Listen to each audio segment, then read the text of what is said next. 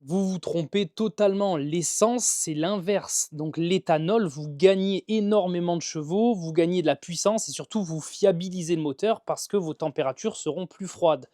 Donc non, quand tu passes à l'essence, tu ne gagnes pas des chevaux, tu en perds. Et je t'explique rapidement pourquoi. Quand tu envoies de l'éthanol dans ton moteur, c'est pour ça que les gens ils disent que c'est dangereux généralement, c'est parce qu'en gros, tu es obligé d'injecter plus. Forcément, tu dois envoyer 20 à 30 de plus, d'où le fait que la consommation monte. Par contre, comme pour la même puissance ou un peu plus de puissance, tu injectes 20 à 30 en plus, les températures dedans sont plus fraîches. Donc en gros, imaginons, on va prendre des chiffres, peu importe, au hasard. Si tu faisais 550 degrés, à l'éthanol, tu passeras peut-être à 500 degrés. Donc c'est bien parce qu'on le sait, moins le moteur chauffe, mieux c'est. Par contre, évidemment, tu as une surconsommation. Et là où les gens disent que c'est dangereux avec l'éthanol, c'est parce qu'en fait, ils adaptent mal leur injecteur, leur pompe.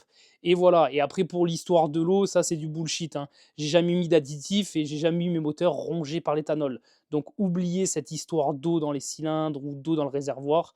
Ça vaut rien du tout. La seule chose, c'est que c'est miscible à l'eau, donc ça se mélange à l'inverse. L'essence ne se mélange pas, mais du coup, vous aspirez directement l'eau sans essence. Donc, c'est pas bien mieux.